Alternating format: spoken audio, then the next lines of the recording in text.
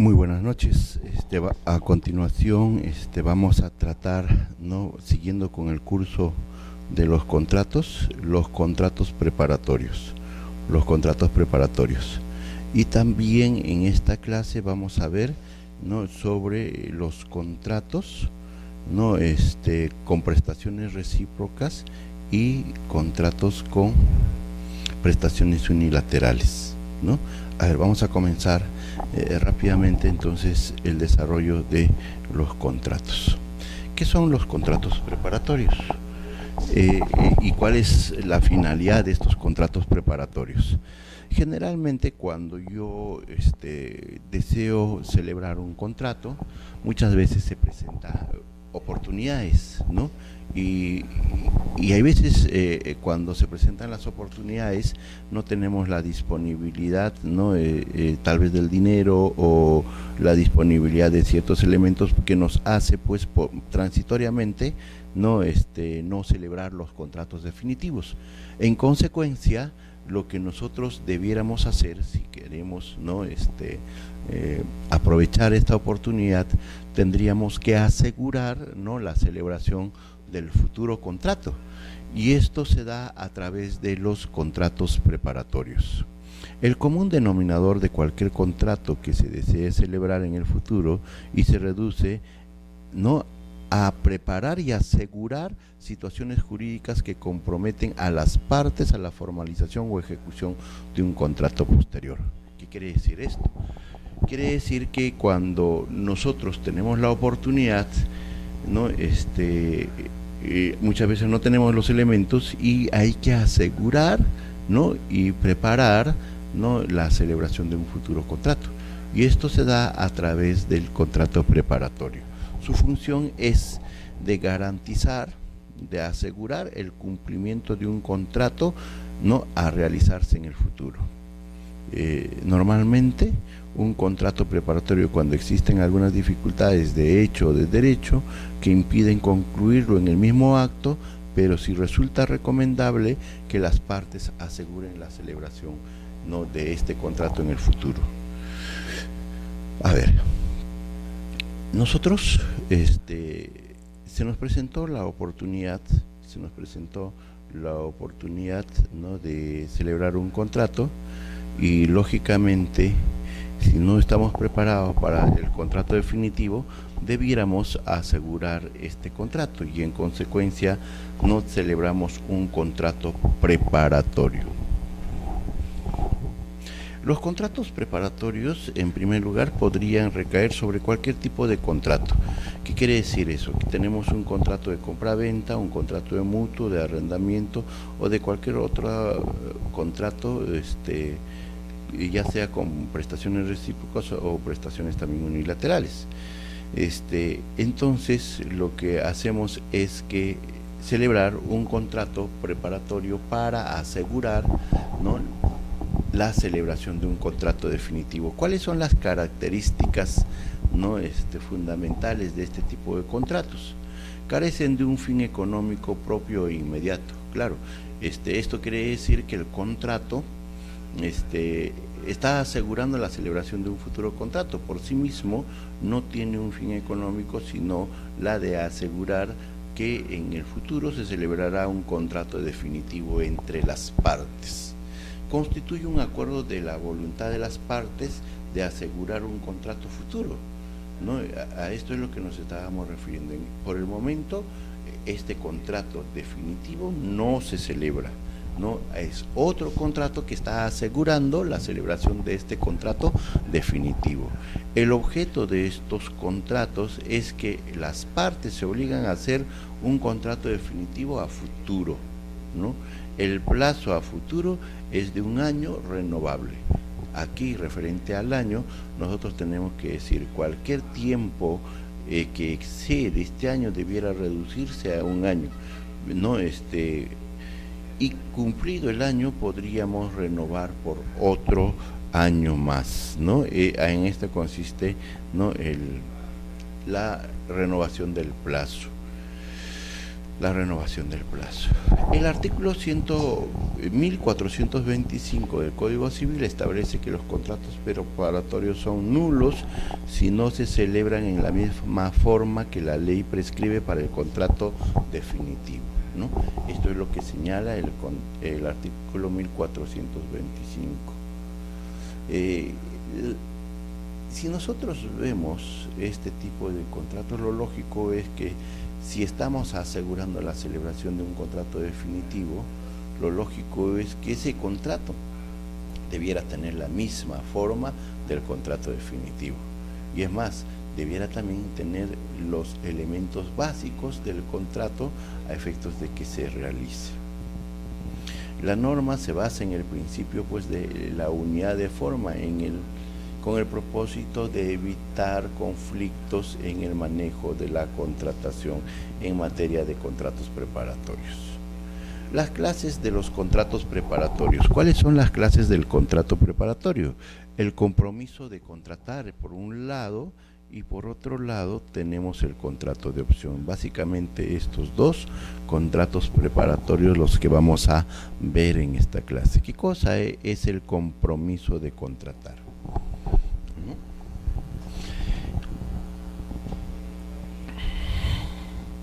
Imaginemos que se nos presenta la oportunidad, un vecino nuestro está vendiendo su carro, como conocemos, ¿no? La situación de este vecino es que generalmente concurre al trabajo, pero alguna de esas veces va con el carro.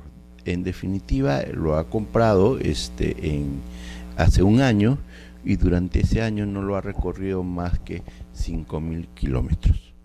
Prácticamente estamos hablando de una oportunidad, casi tenemos un 0 kilómetros y nuestro vecino está hablando de que este vehículo, o nos está proponiendo que lo quiere vender este vehículo a un precio ganga de $7.000. Vamos a suponer eso, ¿no? Cuando su precio en 0 kilómetros está 13.000.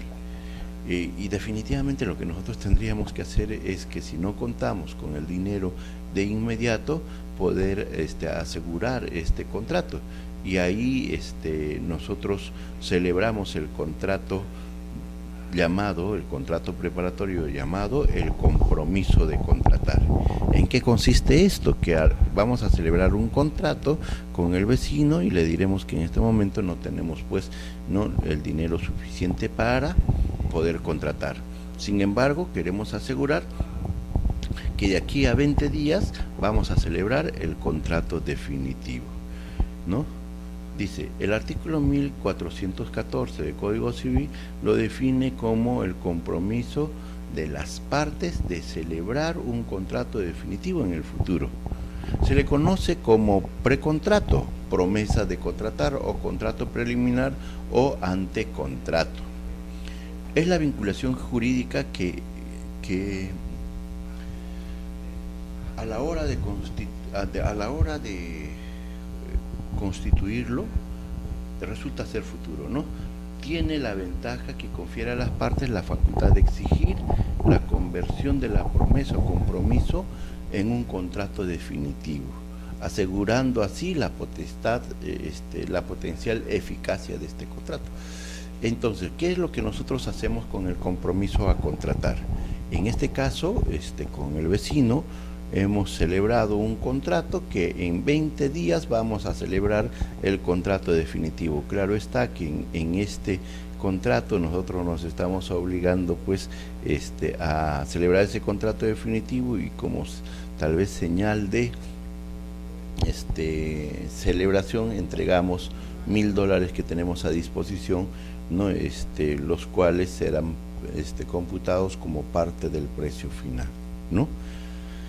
¿Cuáles son los elementos esenciales del compromiso a contratar? O sea, ¿qué es lo que necesita este acuerdo con el vecino para hacer compromiso de contratar y qué es lo que en el futuro vendrá no como contrato definitivo? El compromiso de contratar debe contener por lo menos los elementos esenciales del contrato definitivo, ¿no? En este caso sería, por ejemplo, ¿no? ¿cuáles son los elementos esenciales del contrato de compra-venta? Uno, en primer lugar, es el bien materia de venta, ¿no? Uno. Dos, el precio. Entonces, si está el precio y está el bien, están acá los elementos esenciales. Como elementos esenciales también aparecen las partes contratantes y el objeto, pues, ¿no? Y que en este caso sería el vehículo, ¿no? El vehículo. El plazo máximo, ¿no?, de este contrato, el compromiso será no mayor de 1 año y cualquier exceso se reducirá a este límite. La falta de plazo convencional hace que el plazo se extienda hasta por 1 año y nuevamente renovables por otro año, pero ya será la renovación no con voluntad expresa de las partes. Al vencimiento de este plazo puede ser renovado, pero en ningún caso la renovación también podría pasar el año, ¿no? Podría pasar el año. Muy bien, entonces, hasta aquí lo que habíamos señalado es lo siguiente. Hemos celebrado un contrato preparatorio con el vecino por el cual aseguramos que de aquí en 20 días vamos a celebrar el contrato definitivo de la compra-venta del auto. Y para esto los elementos esenciales, ¿no?, que deben contener el contrato preparatorio del contrato definitivo son el bien, el precio y las partes que celebrarán este contrato definitivo, ¿no? Definitivo. Injustificada negativa a celebrar el contrato definitivo.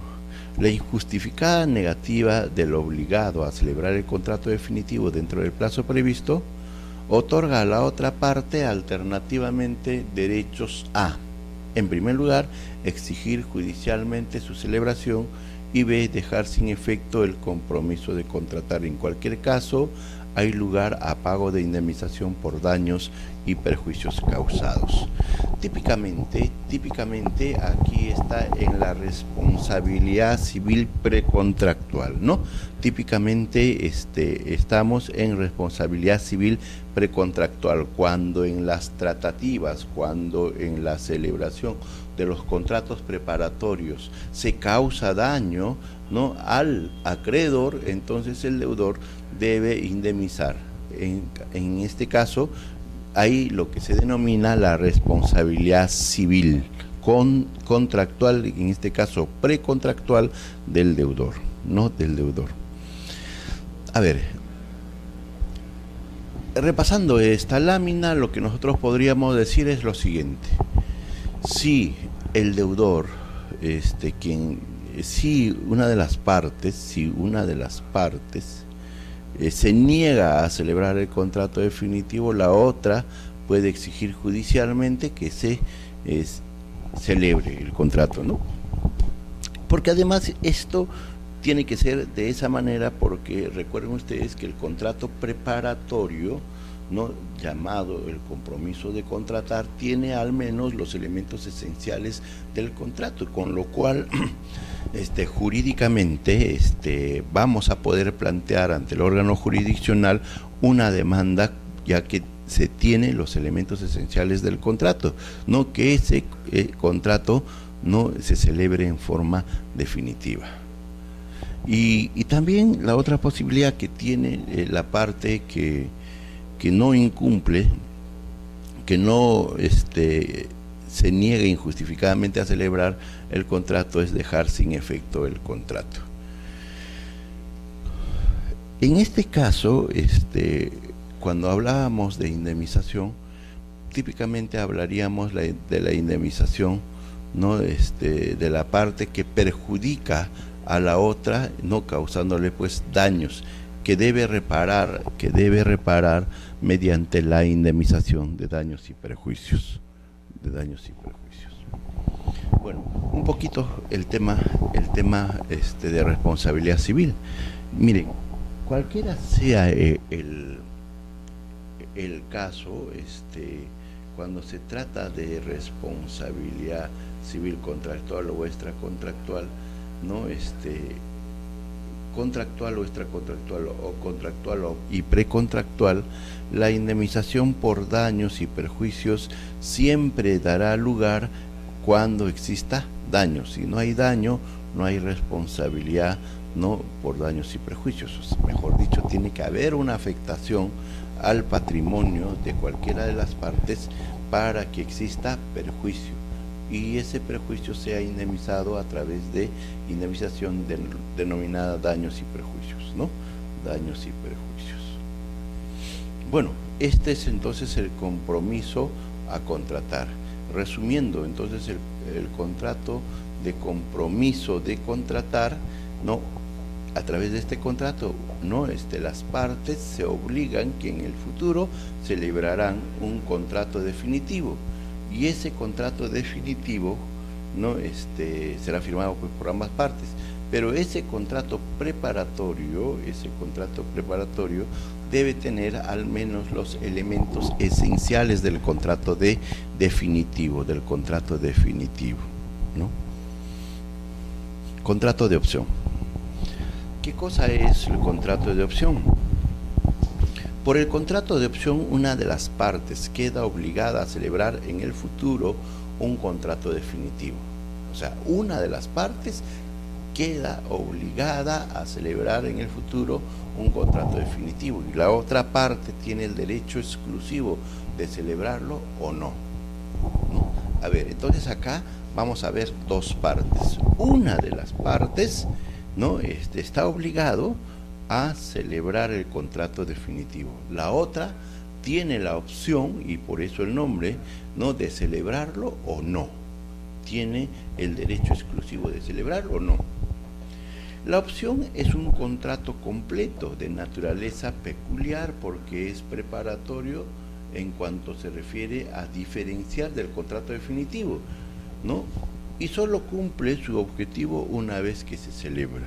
Entonces, a ver, en el contrato preparatorio llamado opción, en realidad hay un contrato totalmente definitivo, pero la naturaleza de preparatorio se da en la medida que una de las partes puede celebrarlo o no celebrarlo, ¿no? Las partes, ¿no? De este contrato son sujeto activo, sujeto pasivo. Sujeto activo, también denominado optante. Sujeto activo, también denominado optante, ¿no? Y sujeto pasivo, también llamado deudor, ya sabemos que es, ¿no? O también llamado opcionista. Optante. El optante es quien opta, ¿no? En celebrar o no celebrar, y ese es el acreedor. El deudor, en cambio, está obligado a celebrar, ¿no? El contrato definitivo. A ver, aquí siempre tenemos muchos problemas para diferenciar quién es sujeto activo y quién es sujeto pasivo de la relación jurídica obligacional, ¿no? En este caso de contrato de opción, ¿no? La persona que está obligada a celebrar de todas maneras es el deudor, mientras que el acreedor es el que tiene el derecho, ¿no? A celebrarlo o no celebrarlo. ¿Cómo distinguir sujeto pasivo, sujeto activo? El sujeto activo siempre es el facultado a exigir la prestación. Por lo tanto, el sujeto activo es la persona a favor de quien se va a realizar la prestación, mientras que el sujeto pasivo es la persona que va a realizar la prestación. Volvamos entonces, ¿no? Sujeto activo a favor de quien se va a realizar la prestación, sujeto pasivo, ¿no? Es la persona que va a realizar la prestación. Entonces, a favor de quién se está constituyendo este contrato de opción, a favor de la persona que tiene el derecho de optar, ¿no? Si contrata o no contrata, si celebra o no el contrato. En cambio, el sujeto pasivo, él es el que está, ¿no? El sujeto pasivo es el que debe realizar la prestación, es el que está obligado, ¿no?, a celebrar el contrato definitivo, ¿no? Podrían haber contratos, ¿no? Contratos con opción recíproca. ¿Qué quiere decir eso? Que cualquiera de las dos partes, ¿no?, tiene el derecho a celebrar o no celebrar el contrato definitivo. Cuando se ha pactado que la opción de celebrar o no el contrato definitivo puede ejercerlo indistintamente cualquiera de las partes, acreedor o deudor, entonces hablamos de opción recíproca. En cambio, la opción con reserva de beneficiario, ¿no?, es distinta, ¿no? Es cuando se ha pactado, ¿no?, que el optante se reserva el derecho de designar a la persona con el que se establecerá el vínculo definitivo. Entonces, opción recíproca, cuando ambas partes tienen el derecho de celebrar o no celebrar el contrato definitivo. Opción con reserva de beneficiario, cuando el optante, quien tiene derecho de celebrar o no celebrar el contrato definitivo, tiene derecho a designar, ¿no?, con la persona que se establecerá el vínculo definitivo. Entonces sería con reserva de beneficiario. Él es el que señala con quién, ¿no?, o la persona con quien se celebrará el contrato definitivo. Elementos del contrato, ¿no?, de los contratos definitivos. El contrato de opción debe contener todos los elementos y condiciones del contrato definitivo. Es decir, ¿no?, que en este caso hablamos propiamente de un contrato, pero que se baja esta categoría de contrato a contratos preparatorios en la medida que una de las partes, ¿no?, tiene derecho o no a celebrar el contrato definitivo, mientras que la otra sí está obligado, ¿no? Sí está obligado.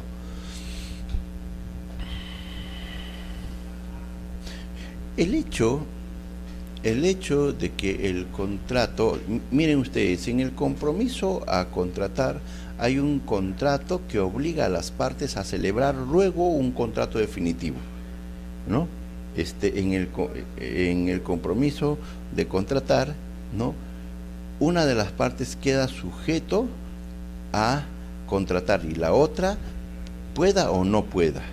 En cambio, en el contrato, ¿no?, en el contrato de opción, aquí hay un contrato totalmente definitivo. Lo que pasa es que la otra parte, o sea, tiene todos los elementos necesarios, pero la otra parte, no,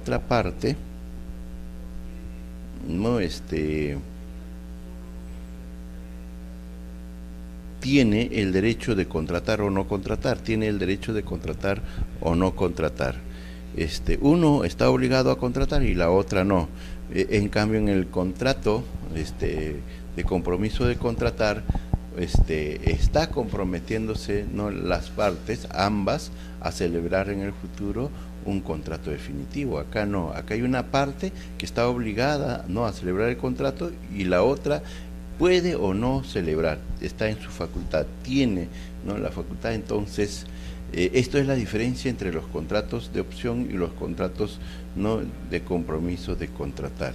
El plazo máximo del contrato de opción es de 6 meses y cualquier exceso debe reducirse a este plazo. Es permitida la renovación de un plazo no mayor de 6 meses, ¿no?, de 6 meses. Esto es en cuanto se refiere a los contratos preparatorios, ¿no? A continuación vamos a ver gráficamente esta vez sí qué cosas son contratos con prestaciones unilaterales, con prestaciones recíprocas y con prestaciones autónomas, ¿no? Con prestaciones recíprocas, con prestaciones autónomas y con prestaciones unilaterales. A ver, comencemos. ¿no? Comencemos con este tipo de contratos. El contrato con prestación unilateral típicamente es el contrato de donación. El contrato con prestación unilateral es típicamente el contrato de donación. Típicamente, ¿no? El contrato de compra-venta es con prestaciones recíprocas, y entonces no queda claro cuáles son, ¿no? Las obligaciones con prestaciones autónomas. Miren ustedes ahora a la pizarra y nosotros vamos a poder ver lo siguiente. Cuando se trata de un contrato, habrá dos personas. Entonces, siempre hay estas dos personas. El vínculo que los une a estas dos personas siempre será una prestación. La prestación puede ser única, como en este caso. La prestación, como en este caso, puede ser, ¿no? Con prestaciones recíprocas, o sea, hay una prestación por un lado y por el otro lado otra prestación, y a eso se llama prestaciones recíprocas, pero vamos a volver, ¿no? A volver a explicar sobre este tema. Y también la prestación podría ser de esta manera, ¿no? Miren, varias prestaciones por una sola de las partes y varias prestaciones por la otra parte. Entonces, hay una infinidad, ¿no?, de situaciones que se pueden dar en materia de prestaciones en cuanto a la relación obligacional. A ver, en cuanto a la relación obligacional, nosotros vamos a decir entonces que hay prestaciones unilaterales cuando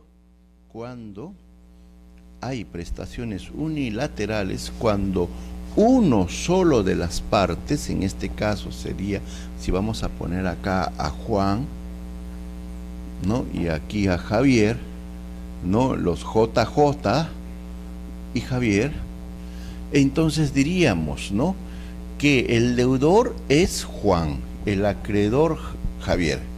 Nosotros consignamos generalmente esta forma de graficar la prestación, ¿no? ¿Por qué? Porque hay un sujeto deudor que realiza la prestación a favor del sujeto acreedor, que en este caso sería Javier, ¿no? Deudor a favor del acreedor. Por eso esta flechita va en ese sentido, para graficar que la prestación no lo realiza el deudor, pero es a favor del acreedor. En este caso lo realiza Juan a favor de Javier. ¿Qué puede ser esa prestación? Podría ser dar un departamento. Y entonces típicamente es una donación. ¿Donación de qué? De departamento. ¿Listo? Este es el contrato típico. Entonces, si nosotros vemos acá una sola de las partes, ¿quién? El deudor, Juan, ¿no? En este caso, es quien debe realizar el comportamiento. La otra parte, Javier, no tiene una prestación a favor de Juan. Simplemente en este caso, Juan dona el departamento, da el departamento a Javier, ¿no? Claro, seguramente que Juan será papá de Javier, ¿no? Y está regalándole, pues, no sé, por las bodas o por algún evento, tal vez porque cumple, no, sus 18 años, le está regalando, le está donando un departamento a Javier. Claro, de otro modo no se explica, ¿no? De otro modo no se explica por qué Juan tendría que donar a Javier un departamento. Pero bueno, pues tal vez podrían ser también amigos, pues, ¿no? Y que hay una recompensa y el interés de Juan es donar, pues, su departamento a Javier, ¿no? Se llama donación. Entonces acá, cuando hay un contrato con prestaciones unilaterales, es una de las partes que debe realizar la prestación a favor de la otra parte, de tal forma que en el contrato con prestaciones unilaterales hay una parte, entre comillas, que se llama sacrificado, En cambio, la otra parte será la parte beneficiaria. Cuando uno solo de las partes es el sacrificado, no a favor de la otra parte que únicamente es beneficiario, entonces hablamos, ¿no?, de contratos con prestaciones unilaterales, con prestaciones unilaterales. A ver, veamos, ¿no? Veamos más o menos, ¿no?, con un ejemplo la otra faceta de la contratación. A ver, imaginemos que Rosita le llama esta vez a Javier, ¿no? Rosita le llama a Javier y le dice: mira, amorcito, ¿a qué hora nos vemos?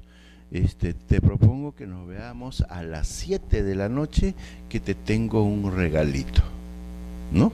Entonces, luego ya de haber coordinado para el encuentro a las 7 de la noche, Javier, ¿no?, intuye que Rosita le va a regalar algo, ¿no? Y entonces él dice: ¿y ahora entonces qué me queda? Entonces piensa regalarle un ramo, ¿no?, de flores de rosatel. Sin embargo, no tiene tiempo y ya llegaron las 5 y lógicamente ya es hora más o menos de salir, y entonces todavía no tiene las rosas pensadas.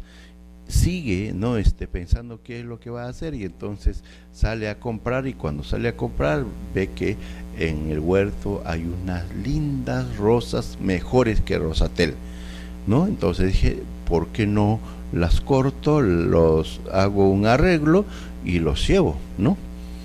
Y entonces efectivamente lo hace así, y se va pues a las 6 de la tarde, ¿no?, al encuentro, ¿no?, con Rosita. La hora pactada, 7, se encuentra Rosita con Javier, y resulta pues que Rosita le da un pequeño regalo, mientras que Javier le da, ¿no?, media docena de rosas recogidas del huerto, que parecen mejor de rosatel. Cuando descubre cada quien su regalo, ¿no?, Javier se dará cuenta que esa pequeñez, nada más ni nada menos, era un reloj, ¿no?, de oro, enchapado en oro, ¿no?, y con rubíes. Bueno, no sé si todavía se usa este tipo de reloj tan caro, ¿no? Pero bueno, veamos, pues, ¿no?, unos relojes de la marca Cross, ¿no? Pero ¿cuánto le cuesta, no? $1,500. Mientras que Javier entrega un regalo, ¿no?, un ramo de flores, media docena de rosas muy lindas, que parecen mejor que rosatel. Costo, dice, ¿no?, eso es lo más preciado que tenía en el huerto y me cuesta un montón, ¿no? Bueno, pero ese es para él. Para Rosita, hoy dice media docena, y yo estoy entregando, ¿no?, un reloj enchapado en oro y con rubíes. Bueno, ¿no?, $1,500. Cuesta más caro, ¿no? Bueno, pero en fin. Prestaciones recíprocas. Una de las partes entrega, ¿qué cosa? El reloj, Rosita. Y la otra parte entrega, ¿no?, rosas. ¿Serán prestaciones recíprocas estos? ¿No? ¿Qué son las prestaciones recíprocas? ¿No? O podríamos llamarlo prestaciones autónomas, ¿no? Prestaciones autónomas. Miren, para esto, ¿no?, cuando a Rosita le toca recibir el regalo, este ramo de flores, le encanta, ¿no? Y está súper fascinado que Javier sea, ¿no?, un hombre tan detallista, y que le lleve media docena de rosas, ¿no?, mejores que rosatel, ¿no? Eso es, Rosita está contentísima acá, ¿no? Pero si ustedes ven, ¿no?, ¿qué tiene que ver una rosa, el valor de una rosa, que tal vez, ¿no?, en el mercado pues valdrá 10 soles, 20 soles, convertido en ramo de rosas frente a una prestación que realiza Rosita de $1,500. Entonces, nosotros típicamente vamos a hablar que hay prestaciones recíprocas, entonces ya no podemos hablar de donación. Habíamos dicho que podría ser una compraventa, pero típicamente lo que nosotros vamos a decir, que hay prestaciones recíprocas cuando una de las partes, por ejemplo, entrega auto y la otra parte, a cambio de la entrega del auto, entrega un precio. Entrega un precio. Cuando hablamos con prestaciones recíprocas, cuando hablamos de contratos con prestaciones recíprocas, hablamos de contratos con prestaciones recíprocas cuando una de las partes, en este caso, ¿no?, Juan, ¿no?, entrega el auto a Javier a cambio que Javier le entregue, ¿no?, el precio. Si nosotros vemos esta relación, entonces ya no podemos hablar de que Juan es el deudor y Javier el acreedor, como lo hacíamos con prestaciones unilaterales. Aquí, en prestaciones recíprocas, cuando hablamos de la entrega del auto, Javier se convierte en acreedor, porque es a favor de él que se va a entregar el auto. En cambio, Juan se convierte en deudor, ¿no? Por otro lado, ¿no?, Javier, en cuanto al precio, será deudor y Juan será acreedor en cuanto se refiere al precio. Pero entonces, ya no hablamos, ¿no?, de que una de las partes es el sacrificado, y el otro es el beneficiario. Ya no podemos hablar de esa manera, ¿no? Si nosotros vemos por el lado del sacrificio y por el lado del beneficio, tenemos que hablar de estas dos prestaciones. ¿En qué caso?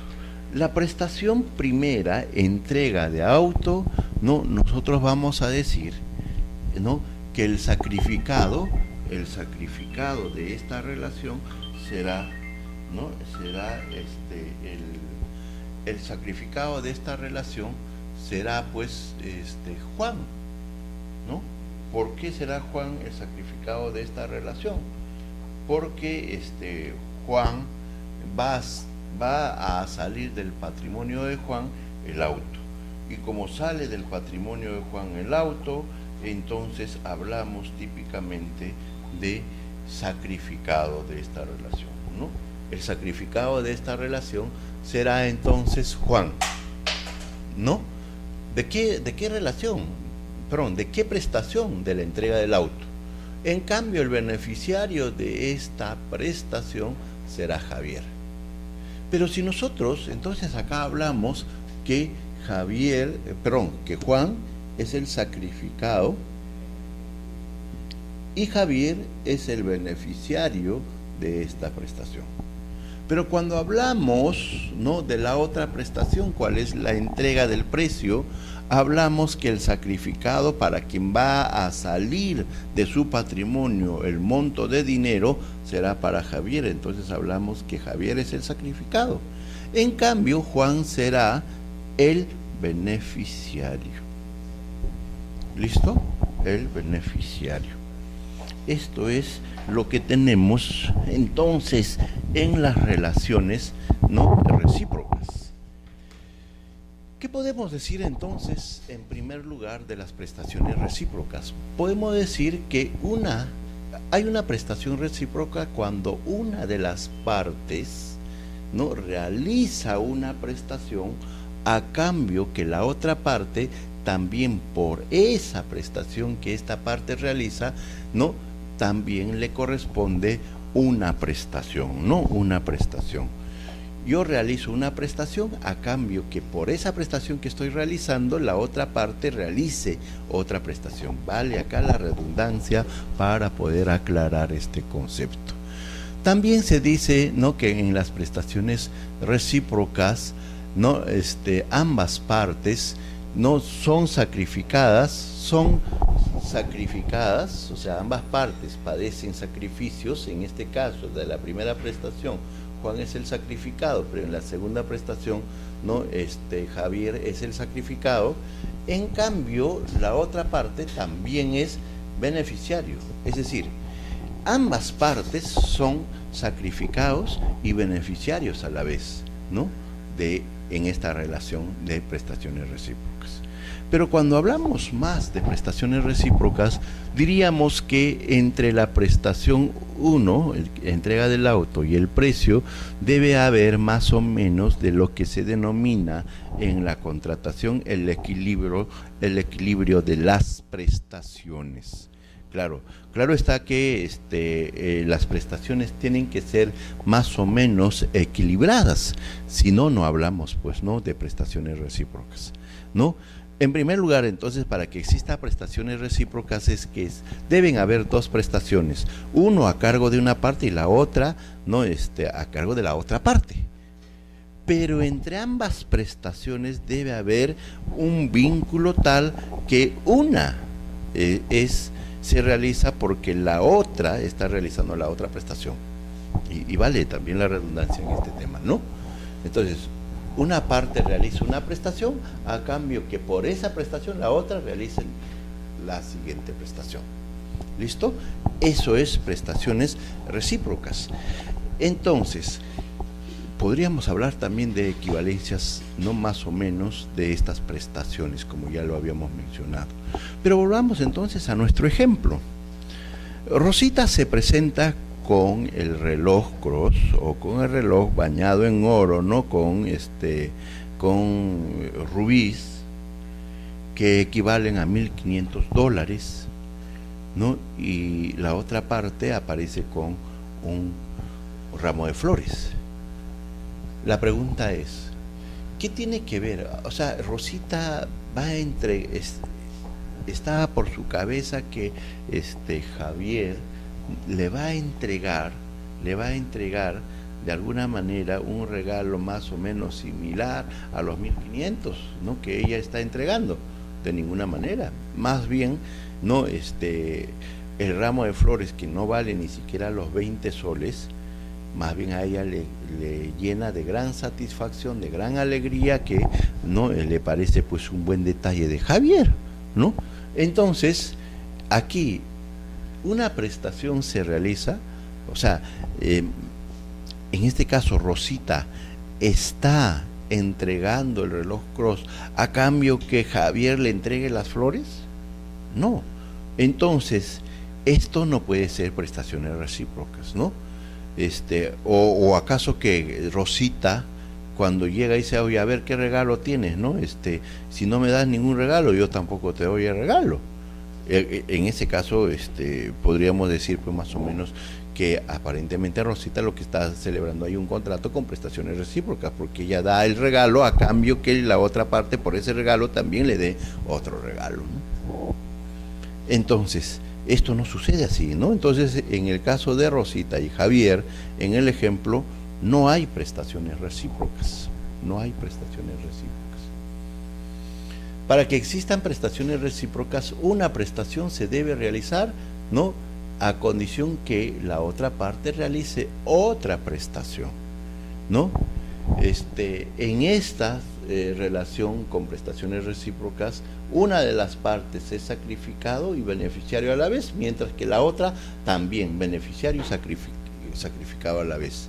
En cambio, recuerden ustedes, en las prestaciones no unilaterales, una sola de las partes, o sea, Juan era el sacrificado y la otra era beneficiario, acreedor. Pero en cambio acá no, pues acá hay beneficiario, Javier es beneficiario de la prestación de entrega del auto y es sacrificado en la entrega del precio, mientras que Juan es sacrificado en la entrega del auto y es beneficiario del precio. Esto es prestaciones recíprocas, pero ¿qué son prestaciones autónomas? Podríamos decir que la prestación, ¿no?, de Rosita, ¿no?, frente a la prestación de Javier, en el ejemplo que habíamos planteado, podrían caer en la definición de prestaciones autónomas. Típicamente son las mismas partes, uno le da una prestación y la otra prestación, pero ambas prestaciones no tienen que ver, no se implican, no es que Rosita dice yo te doy, no, el reloj sí, solo sí me das otro equivalente, ahí sería prestaciones recíprocas, ¿no?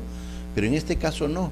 Rosita más bien se queda contenta con su ramo de flores, que terminará su existencia de este ramo de flores en par de días, ¿no? Y no habrá más recuerdo, mientras que Javier gozará toda una vida del reloj bañado en oro con incrustaciones de rubí, ¿no? Entonces, este es el esquema, serían prestaciones autónomas, porque una prestación que realice una de las partes nada tiene que ver con la prestación que realice la otra parte, no están directamente vinculados, ¿no? Y no podríamos decir que una parte solamente es sacrificado y el otro solamente, no, una de las partes es sacrificado y beneficiario a la vez, mientras que la otra también. En este caso, como las prestaciones son autónomas, hay que considerarlos totalmente independientes, y ustedes verán que en referencia al reloj, Javier será enteramente beneficiario y Rosita será enteramente sacrificada. En cambio, en la rosa, en la entrega de ramo de rosa, sucede las cosas al revés. Rosita será enteramente la beneficiaria de esto, mientras que el sacrificado, ¿no?, quien se queda sin las rosas en el huerto, será Javier, ¿no? Entonces, como ven, prestaciones autónomas, si bien hay prestaciones por ambas de las partes, tanto por, en este caso que hemos planteado, ya no por Javier y Juan, sino por Rosita y Juan, ¿no? Uno realiza una prestación y la otra también realiza la prestación a favor de la otra parte, pero entre estas dos prestaciones no hay ningún vínculo. Tanto es así que Javier podría haber llegado, ¿no?, al encuentro y no darse cuenta del mensaje subliminal que le estaba dando, ¿no?, Rosita, al llamarle por teléfono: hoy yo te voy a dar un regalo. Entonces podría haberse presentado sin flores, ¿no?, si no entiende ese mensaje. Pero bueno, en este caso al menos entendió y al menos dijo: voy a llevar unas rosas, no, pero no pensaba pues la sorpresa del reloj, ¿no?, bañado en oro con incrustaciones de rubí, ¿no? El contrato con prestaciones a cargo de una sola de las partes. ¿Cómo se llama este contrato? Se llama contrato con prestación unilateral. Aquí, por el lado de una de las partes, solo hay beneficio y el otro solo hay sacrificios, ¿no? ¿Qué dice acá nuestra PPT? El contrato es unilateral cuando una o varias personas se obligan respecto de la otra u otras sin que por parte de estas últimas se contraiga obligación alguna. Por ejemplo, la donación, ¿no? Hay una sola prestación de parte, ¿no?, del deudor, y la otra solamente hay beneficios, que en este caso sería el acreedor. La voz unilateral solamente se refiere aquí a los efectos del contrato y no a las condiciones de su formación, ¿no?, ya que el contrato unilateral presupone evidentemente un acuerdo de voluntades. Claro, si nosotros estamos diciendo que el contrato, y esto ya lo habíamos manifestado mucho más antes y esto ha quedado claro, solo hay contrato cuando ambas partes se ponen de acuerdo, cuando hay esta coincidencia de voluntades y surge el contrato. Pero entonces, ¿cómo puede haber un contrato unilateral? Y propiamente no habría pues un contrato unilateral. No, propiamente debiera decirse contrato con prestación unilateral, donde una sola de las partes realiza la prestación a favor de la otra parte, donde una sola de las partes es beneficiario y la otra es el sacrificado de esta relación, ¿no?, de esta relación. El ejemplo más clásico es el contrato de donación, donde una persona se obliga a entregar la propiedad de un bien a cambio de una contraprestación que no existe, ¿no? No hay una contraprestación. Sin una contraprestación, dice, ¿no? Otros ejemplos de contratos unilaterales son el mutuo o préstamo de consumo, el comodato o préstamo de uso, el depósito, la prenda y la fianza, ¿no? En estos casos, ¿no? Solamente hay una de las partes, ¿no? Que realiza la prestación, ¿no? El sacrificado, y la otra parte tiene todos los beneficios, ¿no? Todos los beneficios. Contratos con prestaciones recíprocas, ya hemos visto este esquema, ahora estamos repasando nada más cada una de estas instituciones. El contrato con prestaciones recíprocas es aquel en virtud del cual, ¿no?, las obligaciones de las partes nacen unidas recíprocamente y las prestaciones se ejecutan recíprocamente. Son aquellos en que los sujetos de la relación tienen la doble calidad, tanto acreedor como deudor. Miren, aquí Juan, respecto de la prestación de entrega de auto, es deudor, mientras que del precio es acreedor. Y por eso que nuestra lámina dice, ¿no?, en los contratos con prestaciones recíprocas, una de las partes tiene la calidad de deudor y acreedor a la vez, deudor de una prestación y acreedor de la otra prestación, ¿no? Y podríamos decir, típicamente hablamos de de contraprestación en contratos con prestaciones recíprocas. O sea, a una de las prestaciones se llama propiamente prestación, mientras que la otra es una contraprestación, ¿no? Ahí se habla pues de prestación y contraprestación. Nos referimos, ¿no?, a una pluralidad de prestaciones, lo que nos indica que en los contratos son netamente plurilaterales. A ver, aquí estamos hablando de que hay más de dos prestaciones. Para que exista prestaciones recíprocas debe haber más de dos prestaciones, pero una prestación se realiza a cambio que la otra realiza otra prestación, pues, ¿no?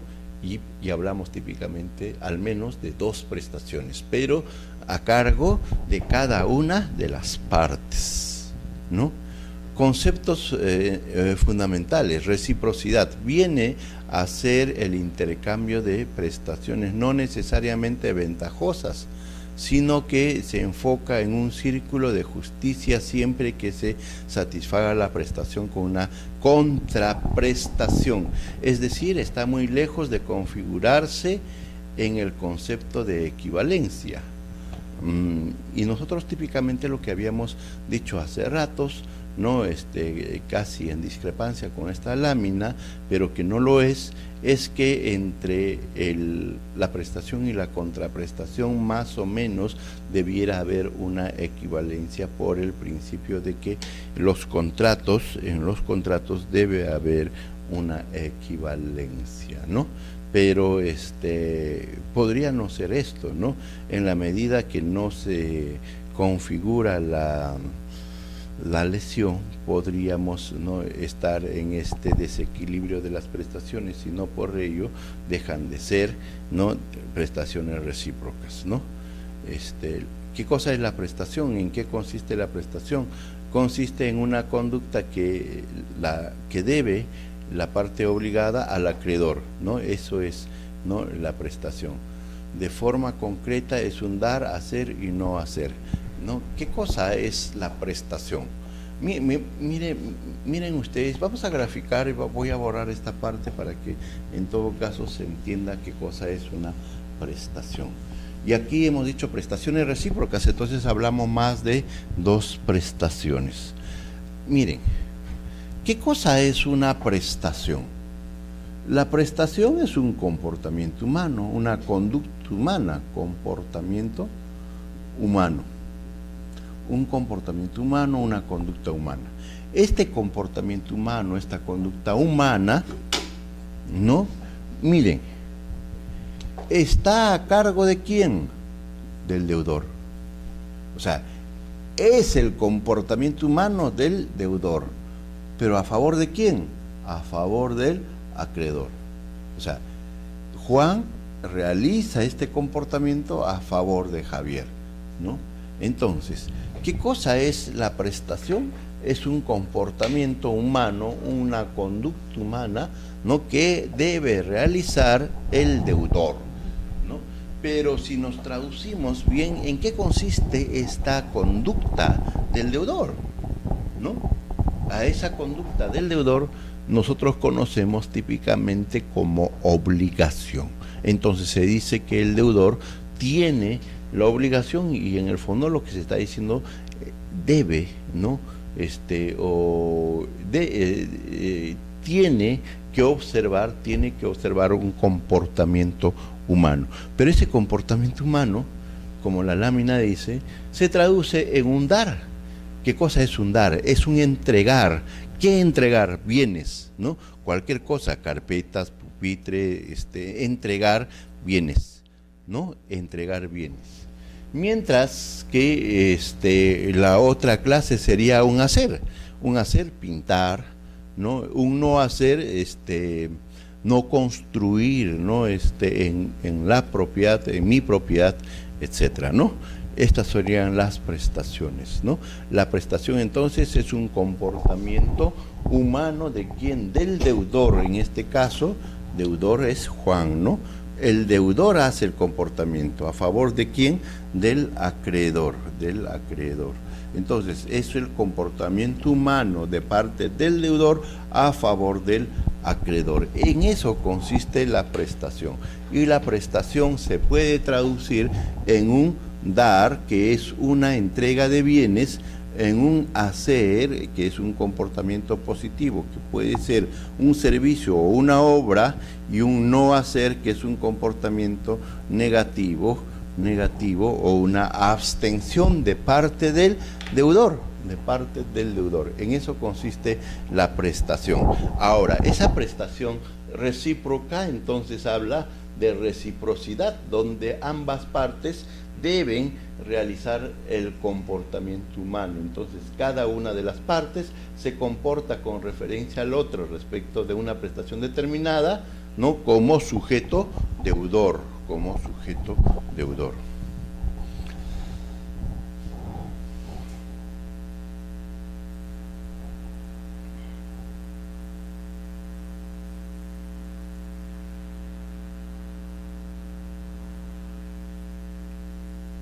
A ver, vamos a ver entonces, ¿no?, derivaciones fundamentales de los contratos con prestaciones recíprocas. La excepción dice de incumplimiento, en virtud del cual una de las partes puede eximirse de la obligación de realizar la prestación a su cargo si la otra parte no cumpliese, ¿no?, con lo que le corresponde, o al menos no garantizara cumplir. A ver, vamos a llegar a este acuerdo. Resulta que en este caso ya Rosita no va a donar el reloj, sino más bien va a vender, ¿no? Entonces va a vender a Javier, y en este caso ya pues ya Javier y Rosita ya no tienen una relación amorosa, sino una relación de negocio. Y está pactado que la entrega, y ya se celebró el contrato, la entrega del reloj será el día de mañana, para ya ser más exacto, ya el día de hoy tiene que entregar el reloj, y como consecuencia de eso, ¿no?, Javier debe entregar el precio, ¿no?, de ese reloj. ¿En qué consiste la excepción de incumplimiento? Llegado el día, Rosita le dice: mira, Javier ya cumplió nuestro plazo, y entonces el día de hoy me tienes que pagar por el reloj, y yo entregar. Entonces ya dice: no, entonces primero entrégame. Rosita dirá: un momento, excepción de incumplimiento, usted todavía no me está cancelando el precio, y entre tanto no me cancele el precio, yo no le puedo entregar. En eso consiste, ¿no?, la excepción de incumplimiento. Primero tú me entregas, ¿no?, el precio, yo te doy el bien, el reloj, o en todo caso garantízame que vas a pagar el precio, ¿no? En eso consiste entonces la excepción de incumplimiento. La excepción de caducidad de plazo. opera en la hipótesis de prestaciones que deben satisfacerse en oportunidades distintas y que permite a que la parte que debía realizar la prestación en primer lugar suspende su cumplimiento cuando existe riesgo de que la contraprestación que debe hacerlo después no la satisfaga.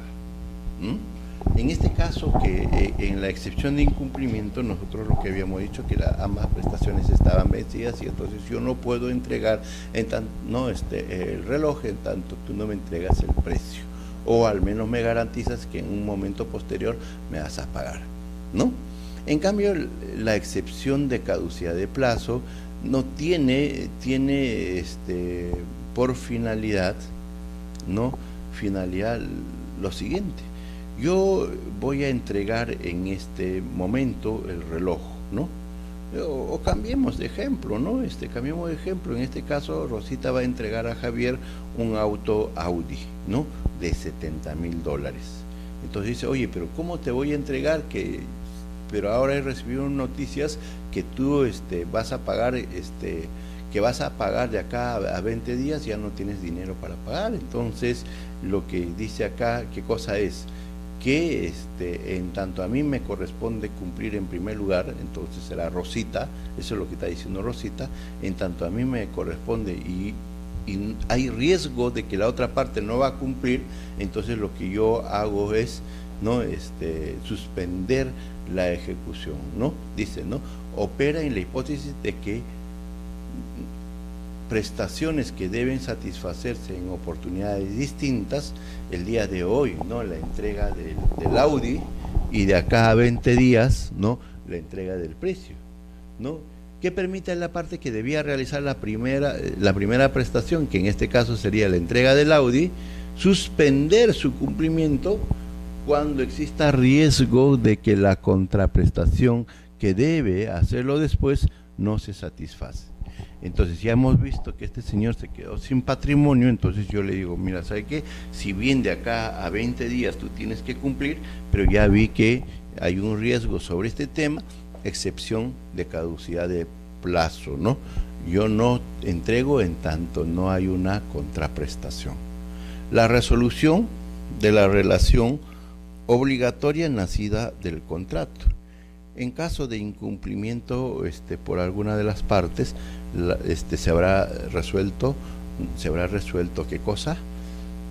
Se habrá resuelto la relación obligatoria. La teoría de riesgo. ¿En qué consiste la teoría de riesgo? Radica en establecer cuál es la situación del contratante en la eventualidad de que la prestación a cargo de la otra parte no sea susceptible de cumplirse por causa de imposibilidad sobreveniente. La teoría del riesgo. ¿Qué cosa es la teoría del riesgo? La teoría del riesgo tiene por finalidad establecer cuál de las partes, ¿no? Estamos hablando de prestaciones recíprocas, correrá, ¿no? Con el riesgo de la no ejecución de la prestación, ¿no? Con la no ejecución de la prestación. Características ¿de qué? De las prestaciones recíprocas.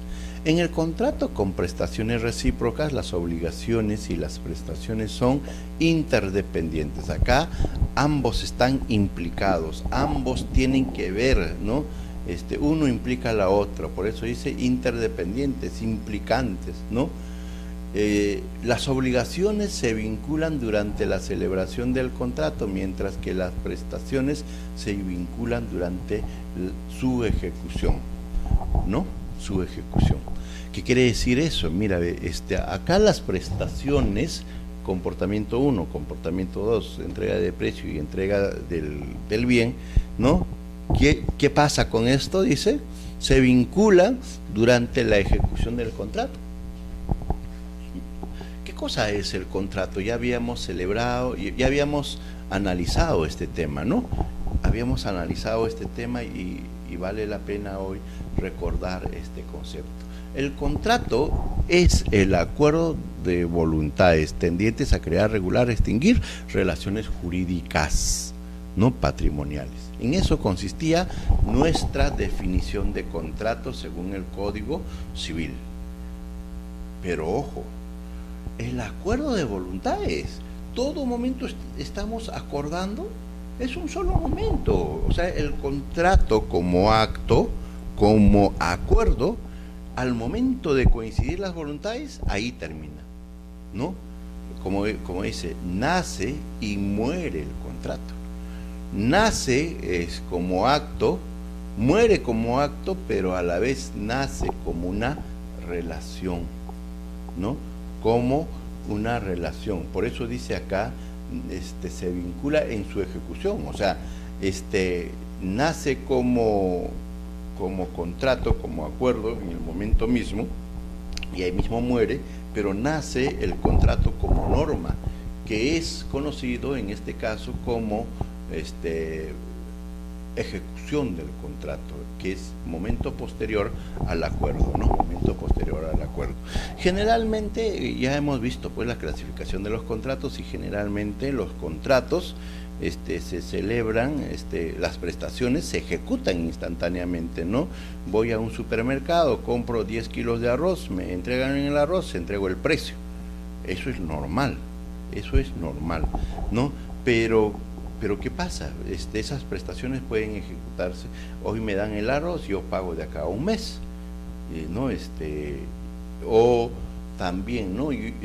Celebramos el día de hoy el contrato, pero de acá a un mes se entrega y al siguiente mes todavía el precio, ¿no?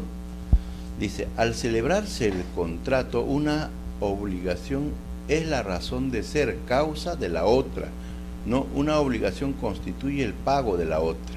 Miren, ¿en qué consiste entonces las prestaciones recíprocas? Una obligación, una prestación es la razón de la otra. Una obligación es prestación y la otra es contraprestación o pago de la prestación. Al ejecutarse las prestaciones, ¿qué pasa al ejecutarse las prestaciones? El cumplimiento de una prestación depende del cumplimiento de la otra. Por ejemplo, una compra-venta de una maquinaria industrial que vale 100. Las obligaciones del vendedor y el comprador nacen interdependientes. Una es causa de la otra. O sea, claro, yo compro una maquinaria industrial, ¿no? Me entregan la maquinaria, pero también yo tengo que entregar los 100, ¿no? Uno depende del otro. Me entregan siempre y cuando yo pago el precio. Prestaciones recíprocas. De modo que al momento de ejecutarse la prestación, el cumplimiento de una prestación depende del cumplimiento de la otra. Si el vendedor cumple, entonces el comprador tendrá que cumplir, pero si incumple, entonces el comprador se encontrará facultado para incumplir, y así viceversa, dice, ¿no? Régimen excepcional. ¿Qué hace que el contrato genere prestaciones recíprocas? El régimen jurídico previsto en la ley es, ¿no?, el contrato de compra-venta, el contrato de arrendamiento, el contrato de mutuo y el contrato de comodato. Aquí hay una prestación y una contraprestación. Hay un régimen jurídico, una norma que dice que si uno entrega algo, ¿no?, recibe algo, pues, ¿no? Recibe algo. Y aquí podemos comentar algo que es normal en las relaciones jurídicas. En algún momento también ya lo comentamos. ¿En qué consiste eso? Y eso se aplica a cualquier tipo de relación, no solamente a las relaciones patrimoniales, ¿no? La relación de persona a persona puede ser una relación, ¿no? Juan ganar, Javier perder, ¿no? O Javier perder y Juan ganar.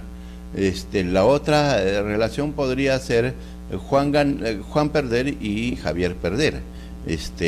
Generalmente cuando hablamos de estas relaciones nos referimos, por ejemplo, a las parejas que ya no se soportan, ¿no? Ya no se soportan, se lastiman hasta con las miradas, hasta con las palabras, y entonces hay una relación perder los esposos, pero peor todavía en esa relación, ¿no? Como hay hijos, hay terceros en la relación y estos terceros también pierden. Esa sería la peor de las relaciones, ¿no? Donde una de las partes pierde y la otra también pierde y encima pierden terceros, ¿no? Esa sería una peor relación. Las relaciones que deben, ¿no? Prosperar y que lógico prosperan es cuando una de las partes gana con esa relación, claro está, y la otra también. Esa es la mejor relación. Nosotros cuando vemos, por ejemplo, la relación que quiso entablar los empresarios del Megaplaza, por primera vez cuando descubrieron que todas las tarjetas de crédito de San Miguel que compraban, ¿no? en el centro comercial San Miguel provenían del Cono Norte, entonces decidieron poner un Megaplaza. Y entonces acá estaban en la duda de ir con la Municipalidad de Los Olivos o ir con la Municipalidad de Independencia. La Municipalidad de Los Olivos, frente al proyecto, se le pintaron los ojos de dólar, ¿no? Y entonces dice, no, ¿sabe qué? Aquí la relación es ganar, ganar, ganar la municipalidad y ustedes perder, perder, perder. Y entonces tienen que, un momento, ¿no? Pagar por licencia de construcción, por licencia de funcionamiento, por tal cosa, y entonces había una inversión millonaria solamente en gastos administrativos. Y cuando fueron, ¿no? a la Municipalidad de Independencia, que en aquella oportunidad era una de las municipalidades más deficitarias, ¿no? Había meses sin pago de sus trabajadores, esta municipalidad con acierto dijo, ¿no?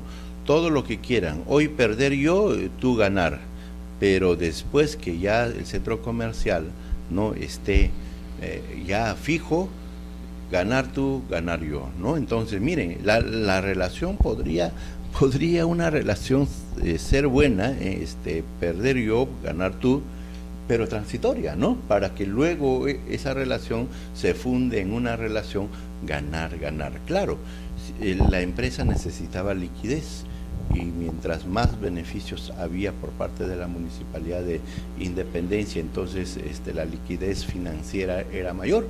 Por lo tanto, entablaron pues esa relación, ¿no? Por los tiempos de los tiempos, ¿no? Con la Municipalidad de Independencia.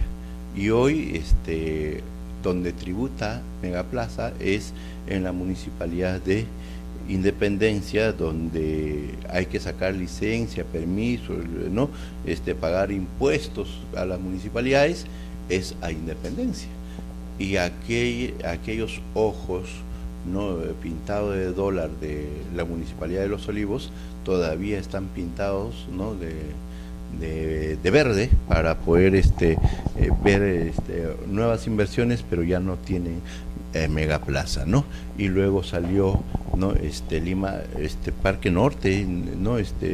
Plaza Norte, y entonces también hay otra oportunidad ahí, y la Municipalidad de Independencia aprendió muy bueno esta lección. Puedo yo perder en un momento para que luego se establezca una relación fuerte donde ganar tú, ganar yo, ¿no? Y entonces desde esa perspectiva las prestaciones recíprocas tienen más o menos ese sentido, ¿no? Yo realizo una prestación, ganar, a cambio que la otra parte, ¿no? Me dé otra prestación. Entonces, ¿qué hago yo? Yo pierdo una prestación, pero gano la otra prestación. Entonces, ¿qué hay de ambas partes? Ganar, ganar. Ambas relaciones tienen que ser ganar, ganar, ¿no? La voluntad de las partes contractuales. Un contrato atípico en el que las partes establezcan expresamente que el cumplimiento de una prestación depende del cumplimiento de la otra, entonces hablamos de prestaciones recíprocas. Mientras que las prestaciones autónomas, hay dos prestaciones a cargo de ambas partes, ¿no? Pero sin embargo estas prestaciones no son implicantes, uno no depende de la otra, son totalmente independientes, ¿no? Son totalmente independientes.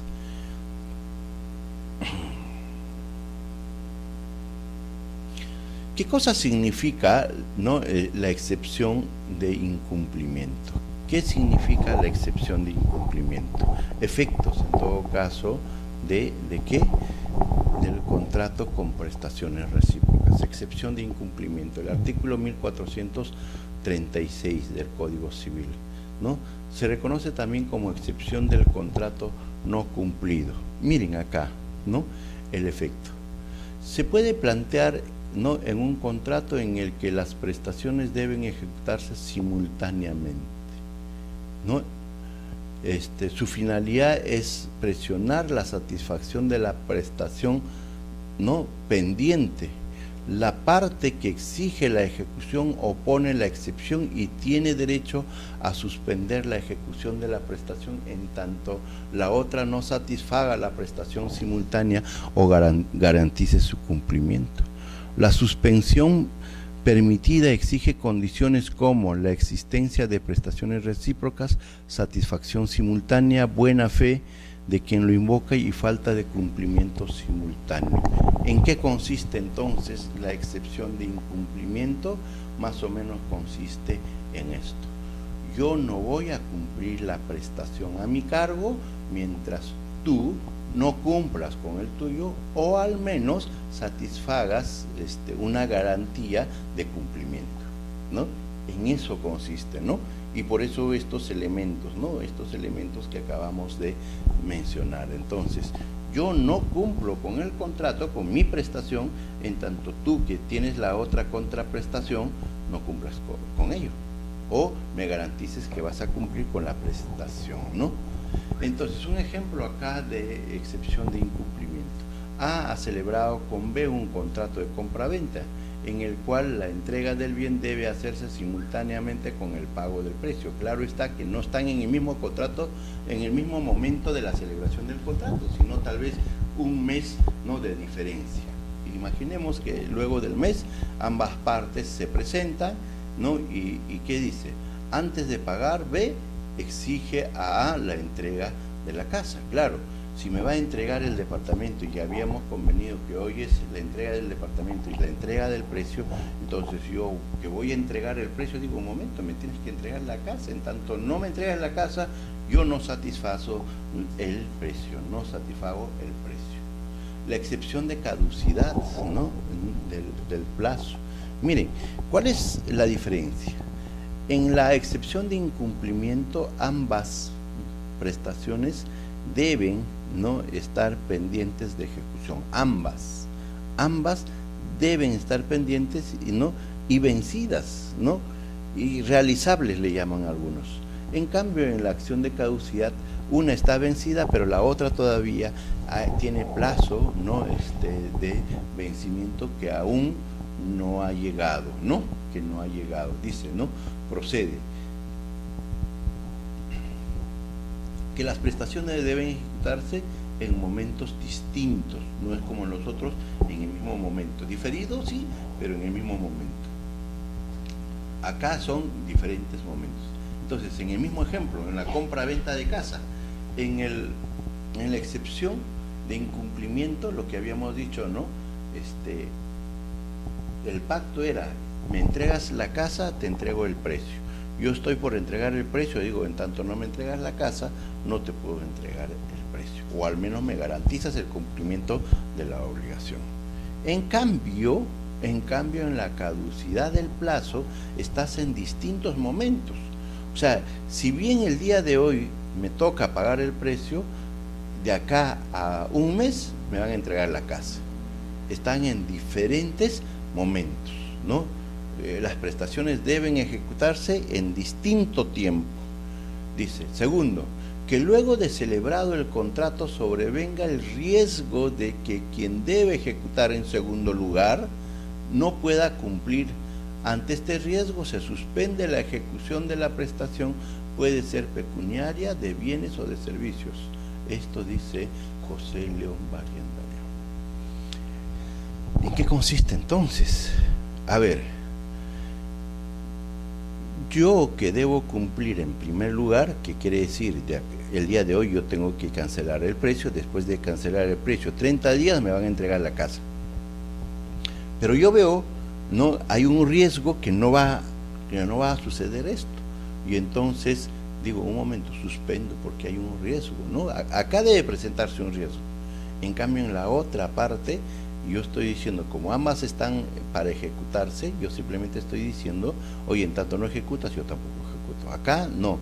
El mío está vencido, ¿no? El día de hoy debo pagar el precio, pero la entrega de casa todavía me la va a realizar en 30 días. Entonces, la excepción de caducidad de plazo se ejerce cuando hay esa diferencia y cuando hay riesgo de que la contraprestación a cargo de la otra parte no pueda ejecutarse, no por algún motivo, ¿no? Es imperativo que no haya pacto en contrario. No existe ningún impedimento para que renuncie a esta excepción de caducidad, ¿no?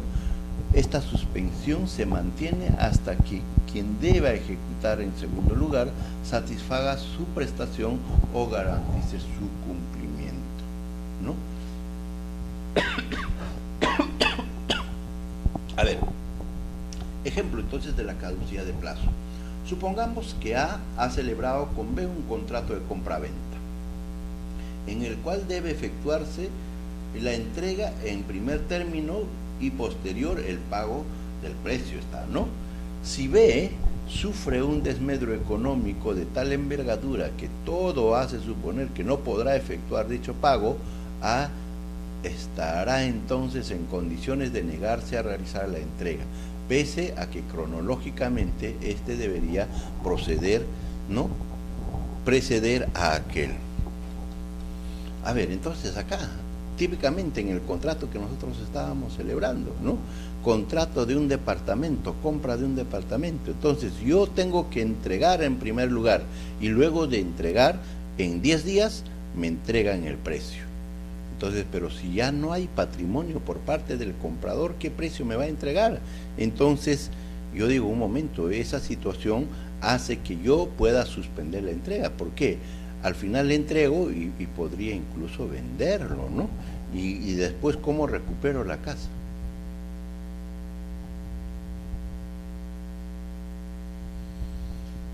Teoría del riesgo. Imposibilidad de la prestación sin culpa de las partes. Artículo 1431.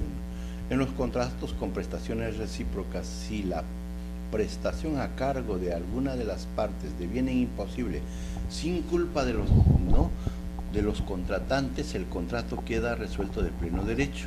En este caso, el deudor queda liberado, ¿no? Liberado, pierde el derecho de la contraprestación y debe restituirlo lo recibido. Empero las partes pueden convenir en que el riesgo esté a cargo del acreedor. A ver, teoría de riesgo entonces. Los contratantes con prestaciones recíprocas, si una prestación a cargo de alguna de las partes deviene imposible, sin culpa de los contratantes, el contrato queda resuelto de pleno derecho. En este caso, el deudor liberado pierde el derecho de la contraprestación y debe restituirlo. Empero las partes pueden convenir que la otra asuma el riesgo, ¿no? Vamos. Ejemplo de teoría de riesgo, ¿no? Supongamos que A se compromete a construir un inmueble, ¿no? A favor de B, contra el pago de sus honorarios y recibe por adelanto una suma determinada. En la eventualidad de que A quede inhabilitado por un accidente, no podrá cumplir la prestación que haya habido culpa alguna de por medio, sin que haya habido culpa alguna de por medio, ¿no? Lo que hubiese recibido como anticipo deberá devolverse a B. Todo ello sin que solicite el concurso del juez. A ver, teoría de riesgo.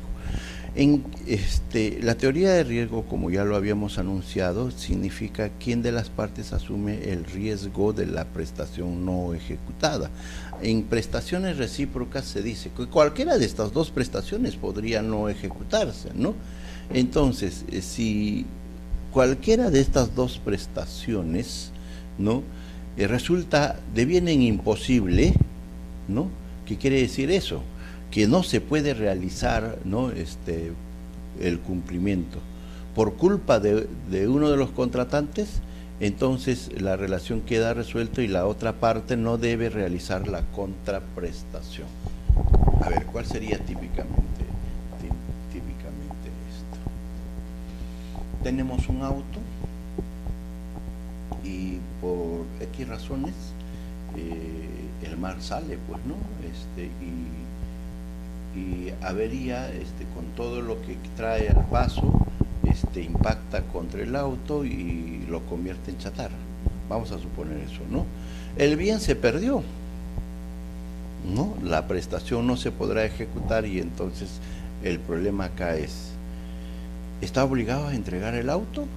Según este artículo, como es un desastre natural, no, el deudor queda liberado y como consecuencia de eso la contraparte, en este caso sería el acreedor del auto, queda liberado también de la contraprestación, ¿no? Y si ya había hecho la contraprestación, se tiene que restituir la contraprestación. En eso consiste, pues, ¿no? Contrato con prestaciones plurilaterales autónomas, ¿no? Típicamente debiéramos decir prestaciones, pluralidad de prestaciones, ¿no? Pluralidad de prestaciones. Plurilaterales, ¿no? Un contrato siempre va a ser plurilateral, ¿no? El contrato acá es con prestaciones, con varias prestaciones autónomas. Entonces por eso se denomina, ¿no?, el contrato con prestaciones plurilaterales, varias prestaciones autónomas, ¿no? Es el contrato en el cual varias partes quedan obligadas, pero que las prestaciones que les corresponde ejecutar no son recíprocas entre sí. Ello significa que cada parte queda independientemente ligada, ¿no? El típico caso que habíamos hecho de Rosita, ¿no?, con Javier, ¿no? Rosita entrega el reloj de oro, enchapado en oro con incrustaciones de rubí, ¿no? Esa es una prestación totalmente independiente de la otra prestación que es la entrega de rosas, que también es totalmente independiente con referencia a el reloj de oro, ¿no?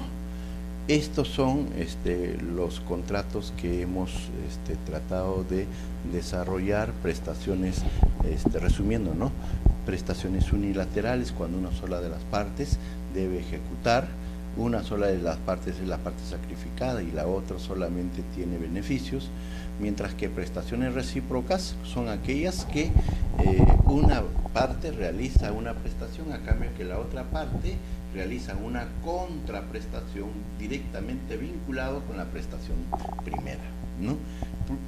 En cambio, prestaciones plurilaterales autónomas son aquellas prestaciones que realizan las partes sin que estas prestaciones, hay una pluralidad de prestaciones, sin que estas prestaciones estén directamente vinculadas. Muy agradecido, será hasta nuestra próxima clase. Muy buenas noches.